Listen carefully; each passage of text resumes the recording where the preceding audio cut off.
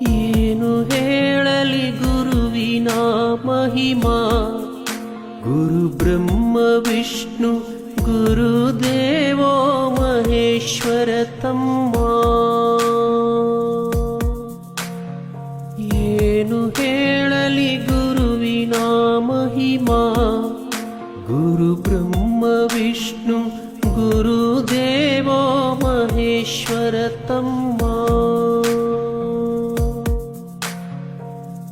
ಗುರು ಅಂದರೆ ಶಕ್ತಿ, ಗುರುವಿನಲ್ಲಿರಲಿ ಭಕ್ತಿ, ಗುರು ನಮ್ಮ ಬಾಳಿಗೆ ಸ್ಫೂರ್ತಿ, ಗುರು ಜಗಜ್ಯೋತಿ, ಗುರು ನೀ